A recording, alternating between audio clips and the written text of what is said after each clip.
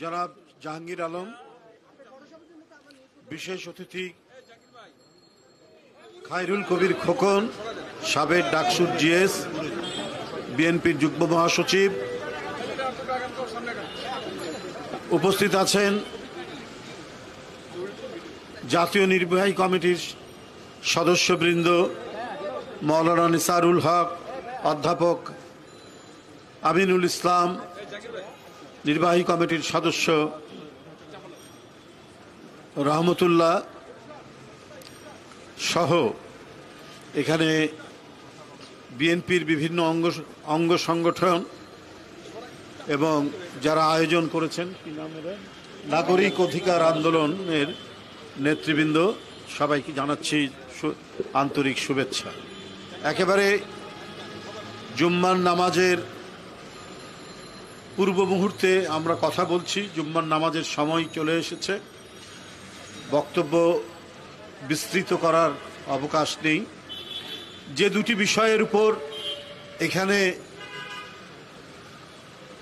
আলোচনার জন্য আমাদের ডাকা হয়েছে, আমি মনে করি বিষয়গুলি অত্যন্ত গণসম্পৃক্ত বিষয়। পানির দাম বাড়বে কেন? বলা হয়েছে যুগ যুগ ধরে জীবনের অপর নাম পানি। যারা এই পানি কেড়ে নেয়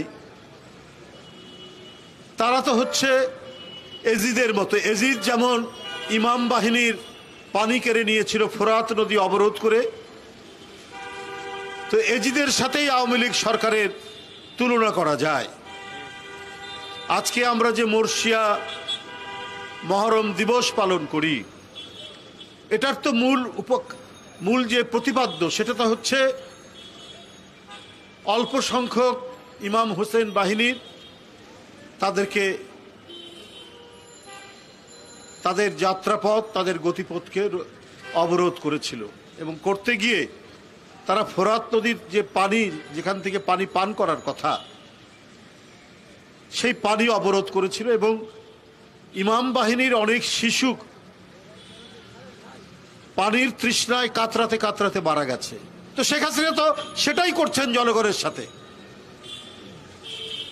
ওয়াসার যে এমডি, তার সম্পর্কে শোনা যায় তিনি নাকি বিদেশ থেকে তার কার্যালয় পরিচালনা করেন, খুব শক্তিশালী, অনেক দুর্নীতির অভিযোগ, তারপরেও তার এক্সটেনশন হয়। তো তাতেই বোঝা যাচ্ছে যে কেন শেখ হাসিনা এই ধরনের লোকদেরকে নিয়োগ করেন এই সমস্ত গণসম্পৃক্ত যে সমস্ত বিভাগ আছে সেই বিভাগের প্রধান হিসেবে। কারণ তারা শেখ হাসিনার পারপাস সার্ভ করে, তাদের যে উদ্দেশ্য, অশুভ উদ্দেশ্য, সেইটা তারা পালন করে। এই কারণেই তারা পানির দাম বৃদ্ধি করেছে। নিত্য প্রয়োজনীয় ব্যবহার্য যে পানি বাসায় বাসায় যায়, সেই পানি যদি দাম বৃদ্ধি করে তাহলে মানুষ তো প্রান্তিক হয়ে যাবে, মানুষ তো কোণঠাসা হয়ে পড়বে। মানুষের বেঁচে থাকার কোনো অবলম্বনই শেখ হাসিনা রাখতে চান না। ডিজেলের দাম বৃদ্ধি করেছেন গতকাল, পেট্রোল অক্টেনের দাম বৃদ্ধি করেছেন। ডিজেলের দামের সাথে তো অনেক কিছুর সম্পর্ক, আপনার সেচের সম্পর্ক, কৃষির সম্পর্ক, বিদ্যুৎ উৎপাদনের সম্পর্ক, এবং যে গণপরিবহন, বাস, ট্রাক, রেলওয়ে, এইটার সম্পর্ক। অর্থাৎ এখানেও সাধারণ মানুষ, জনগণ যাতে কষ্ট পায়, তাকে যাতে বেশি ভাড়া দিতে হয়,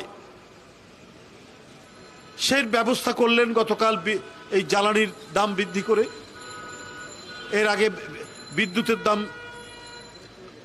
কালকে আবার বিদ্যুতের দাম বৃদ্ধি করেছেন। অর্থাৎ জনগণ হচ্ছে ওদের কাছে একটা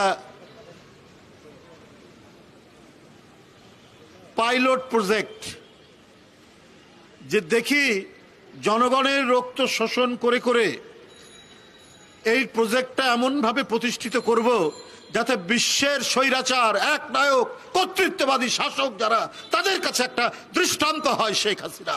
সেই জন্যই জনগণের রক্ত শোষণ করছেন, ইনজেক্ট করে রক্ত তুলে নিচ্ছেন একের পর এক। জনগণ যেটাতে বেঁচে থাকে, জনগণের যেটা প্রয়োজনীয় পানি, খাবার, পেঁয়াজ, রসুন, চাল, ডাল, লবণ, প্রত্যেকটির দামের সাথে এখন ডিজেলের দাম, কেরোসিনের দাম অপরিহার্য। যেটা জনগণের দরকার তার দাম বৃদ্ধি করেছেন, বিদ্যুতের দাম বৃদ্ধি করেছেন। এটা তো চেইন রিয়াকশন হবে, প্রত্যেকটির দাম বাড়বে। এখন খাদ্যপণ্যের দাম অনেক গুণে বাড়বে। বন্ধুরা, ওবায়দুল কাদের বলেছেন ঈদের সময় তো একটু কষ্ট হবে বাড়ি যাওয়ার সময়। ওবায়দুল কাদের সাহেব, আপনার তো কষ্ট হয় না বাড়ি গেলে। আপনার সামনে পুলিশের হুইসেল বাজে, আপনার পিছনে পুলিশের হুইসেল বাজে, আপনার তো কষ্ট হয় না। কিন্তু আপনি সাধারণ যারা যাত্রী, যারা বছর অন্তে একবার পিতামাতার সাথে, আপনজনের সাথে ঈদ করার জন্য এই প্রধান উৎসব বাংলাদেশের কত কষ্ট করে তারা যায়, এটার কি হিসাব রাখেন ওবায়দুল কাদের সাহেব? আর আপনি ওই কথা বলে তো জনগণের সাথে ব্যঙ্গ করছেন, ঠাট্টা করছেন, রসিকতা করছেন। কষ্ট তো হবেই। কষ্ট তো আপনার হয় না, আপনার এমপিদের হয় না, আপনার মন্ত্রীদের হয় না। কারণ আপনি কখনো ট্রেনের খবর নিয়েছেন? অনলাইনে নাকি টিকিট করা যায়, কিন্তু ট্রেনের টিকিট আগেই ব্লক হয়ে যায়। এটা কি ওবায়দুল কাদের সাহেব জানেন? ট্রেন তো সরকারের নিয়ন্ত্রণে। তো ওই ট্রেনের টিকিট ব্লক হয় কি করে? ওই টিকিট চলে যায় এমপির আত্মীয় স্বজনদের কাছে, ওই টিকিট চলে যায় মন্ত্রীদের আত্মীয় স্বজনদের কাছে, তারা পেয়ে যায়। সাধারণ মানুষ সারা দিন রেলওয়ে স্টেশনগুলোতে লাইন ধরে থাকে, দাঁড়িয়ে থাকে, টিকিট পায় না। আপনি কি ওবায়দুল কাদের সাহেব জানেন এই যে বাস, এই বাস তো হচ্ছে প্রাইভেট ট্রান্সপোর্ট, বিআরটিসি হচ্ছে সরকারি ট্রান্সপোর্ট, সব ট্রান্সপোর্ট। আপনি জানেন যে এই ঈদের সময় টিকিট ব্লক হয়ে যায়। যে টিকিটের দাম 400 টাকা সেটা 800 টাকা দিয়ে কিনতে হয়, ডাবল হয়ে যায় টিকিটের দাম। প্রাইভেট কোম্পানিগুলোর বাসে তো দাম বাড়ার কথা না, ওর তো এমনি টাকা বেশি নাই। কিন্তু আপনি যান, কল্যাণপুর যান, আপনি সায়দাবাদ যান, আপনি গাবতলী যান, যে বিভিন্ন জায়গায় যান যেখানে আপনার বাসের স্ট্যান্ড, প্রত্যেকটা জায়গায় দেখুন এই ঈদের সময় আপনার বাড়িতে যাওয়ার জন্য মানুষ উন্মুখ হয়ে আছে। টিকিটের দাম ডাবল, 3 ডাবল।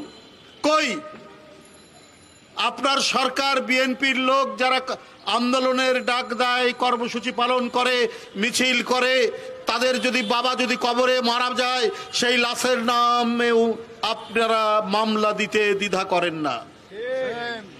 বিএনপির নেতাকর্মী যদি বাস ঝাড়ে, বনে জঙ্গলে থাকে, তাকে গ্রেপ্তার করতেও আপনারা দ্বিধা করেন না, গ্রেপ্তার করে নিয়ে যান, তাদেরকে খুঁজে পান।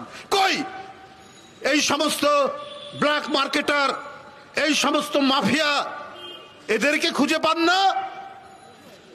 আপনাদের সময় দৃষ্টান্ত হয়েছে, যেটা অবাক করা কাণ্ড, যে সেনাবাহিনীর প্রধান, পুলিশের প্রধান, তারাও যে এমন মাফিয়া তন্ত্রের সাথে যুক্ত, এটা জনগণ কিছুটা জানলেও এত ডিটেলস জানতো না। এরা দমন করেছে আন্দোলন, এরা প্রকাশ্য হুমকি দিয়ে, হত্যার হুমকি দিয়েছে আইজি সাহেব, তৎকালীন আইজি সাহেব। কিন্তু এরা যে নিজেরাও যে এত বিত্ত বৈভবের মালিক, এইটা জনগণ আরো বেশি করে জানছে। আমরা আগে বলেছি যে কেন তাদেরকে এই সুযোগ দেওয়া হয়েছে, কারণ ওরাই তো বিএনপির মিছিল, বিএনপির কর্মসূচি, আন্দোলনকামী মানুষের যে কোনো ধরনের সমাবেশ, তারা অত্যন্ত নির্দয়ভাবে, নির্মমভাবে সেগুলোকে দমন করেছে। এর প্রাইজ হিসাবে, এর পুরস্কার হিসাবে শেখ হাসিনা একের পর এক প্রমোশন দিয়েছেন। পুলিশ কমিশনার, এসপি থেকে পুলিশ কমিশনার, পুলিশ কমিশনার থেকে আইজি করেছেন বেনজির সাহেবকে। আর উনি যে সমস্ত অপকর্ম করেছেন, শেখ হাসিনা দেখেও না দেখার ভান করেছেন, কারণ তিনি তো অবৈধ। তিনি অবৈধ প্রধানমন্ত্রী থাকার জন্য এই সমস্ত লোকরা অত্যন্ত নিবেদিত প্রাণ হয়ে কাজ করেছে। নিবেদিত প্রাণ হয়ে কাজ করার জন্য তাদেরকে পুরস্কৃত করা হয়েছে। তাই তাদের বিরুদ্ধে কোনো ধরনের ব্যবস্থা তারা নিতে পারেন না। ওবায়দুল কাদের সাহেব বলেন যে ইয়ের দায়িত্ব হচ্ছে, বেনজির সাহেবের দায়িত্ব হচ্ছে দুদকের। আপনার অর্থমন্ত্রী বলেন যে সেনাবাহিনীর প্রধান আজিজ সাহেব, সে সেনাবাহিনীর আইন অনুযায়ী তারা বিচার করবে, তার দায়িত্ব সেনাবাহিনীর। আপনাদের দায়িত্ব নেই? পৃথিবীর যে কোনো দেশের গণতান্ত্রিক সরকার হলে এদের অপকর্মের দায়িত্ব সরকারের উপর বর্তত। সেই সরকার প্রথমেই তাদের বিরুদ্ধে ব্যবস্থা নিত, অথবা সরকারকে পদত্যাগ করতে হতো যদি সত্যিকার গণতন্ত্র থাকতো। আজকে গণতন্ত্র নাই বলেই আজকে যারা বিভিন্ন সরকারি ডিপার্টমেন্টের প্রধান, আগে তো আমরা শুনিনি সেনাবাহিনীর প্রধানের এত অপকীর্তি, আমরা তো আগে শুনিনি পুলিশ প্রধানদের এত অপকীর্তি। প্রধানমন্ত্রী এর দায় কি আপনার উপর যায় না? ওবায়দুল কাদের, এগুলোর দায় কি আপনাদের উপর যায় না? 365 বিঘা জমি, 5-6টা ফ্ল্যাট এবং অন্যায় করার জন্য বাধ্য করছেন। আজকে মার্কিন যুক্তরাষ্ট্র অ্যান্টি ক্লেপ্টোক্রেসি অ্যাক্টের দ্বারা যখন একটা স্যাংশনের কথা শুনলাম, এরপরে দেখছি কিছু নড়াচড়া, তাও নিজের ঘাড়ে দায় নিচ্ছেন না। যদি অনুসন্ধানী কোনো তদন্ত হয়, এই ধরনের বেনজির, এই ধরনের আজিজ, জেনারেল আজিজ, এই সরকারের মধ্যে আরো অনেকেই ঘাপটি মেরে আছে, যারা জনগণকে দমন করে রাষ্ট্র ক্ষমতা দখল করে। তারা মাফিয়া বান্ধব সরকার, তারা সিন্ডিকেট বান্ধব সরকার। এই সরকারই হচ্ছে ক্রিমিনাল সরকার, অপরাধী সরকার। বেনজির এবং আজিজ সাহেবের সব দায়িত্ব আওয়ামী সরকারের। একদিন জনগণের আদালতে, একদিন জনগণ বিচারক হয়ে এই সরকারের সমস্ত অপকীর্তির বিচার করবে। আজকে জনদৃষ্টিকে অন্যদিকে করতে চান। আরে মানুষ, দেশের মানুষ, এদেরকে আমি ইয়ের দাম বৃদ্ধি করলাম, গ্যাসের দাম, পানির দাম, বিদ্যুতের দাম, ডিজেলের দাম, কেরোসিনের দাম, পেট্রোলের দাম, অকটেনের দাম, এ নিয়ে হইচই করুক, আর এগুলোর দিকে চোখ যেন না যায়, মনোযোগ যেন না থাকে, যেগুলো এখন সবার চোখের সামনে ভাসছে। এই কারণে তারা এই দাম বৃদ্ধি করেছেন। বগুড়াতে বিএনপির ভারপ্রাপ্ত চেয়ারম্যান তারেক রহমান একটা উদ্বোধন করেছেন মুরাল। এই মুরাল উদ্বোধন করেছেন, সেটাকেও তারা ভেঙেছে। তো সুতরাং সত্যিকার সভ্য গণতান্ত্রিক সরকার, ভদ্রলোকরা যদি আজকে ক্ষমতায় থাকতো, পৃথিবীর কোনো দেশে এই কাজটি করে না। একটা সরকার যাবে, একটা সরকার আসবে গণতান্ত্রিক সিস্টেমে, কিন্তু আজকে বখাটারা রাষ্ট্র ক্ষমতায় আছেন, আজকে মাফিয়ারা রাষ্ট্র ক্ষমতায় আছেই বলেই পাড়ায় পাড়ায়, মহল্লায় মহল্লায়, জনপদের পর জনপদে মাফিয়া। আজকে আনোয়ারুল আজিম আনার, এরা আজকে এমপি হয় কি করে? এদেরই তো বহিঃপ্রকাশ যে একটি রাজনৈতিক দলের প্রধান তারেক রহমান সাহেবের উদ্বোধনকৃত বগুড়ায় খোকন পার্কের একটি মুরাল ভেঙে দেওয়া হয়েছে। কারণ কোনো ভদ্রলোক আর আওয়ামী লীগ করে না, কোন ন্যায়ানুগ মানুষ আর আওয়ামী লীগ করে না। আপনি দেখবেন প্রতিটি জনপদের পর্যায়ে, কারণ ওদের তো আর ভোট দিতে হয় না। শেখ হাসিনা যাকে সিলেকশন করেন বঙ্গভবন থেকে, সেই উপজেলা চেয়ারম্যান হয়, সেই ইউপি চেয়ারম্যান হয়, সেই এমপি হয়।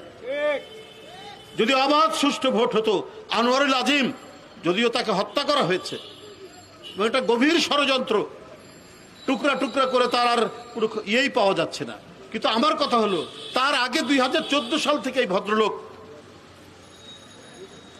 এখন এমপি, তো ভদ্রলোক বলতেই হচ্ছে শেখ হাসিনার কারণে এরা এমপি হয় কি করে।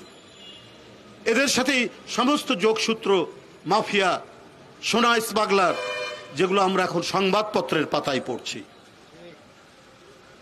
এই রকম একটি নারকীয় ভয়াবহ পরিবেশের দিকে বাংলাদেশকে ঠেলে দিয়েছেন শেখ হাসিনা। কোন ভদ্রলোক বাংলাদেশে বাস করতে পারবে না যদি শেখ হাসিনার এই ডামি সরকার ক্ষমতায় থাকে।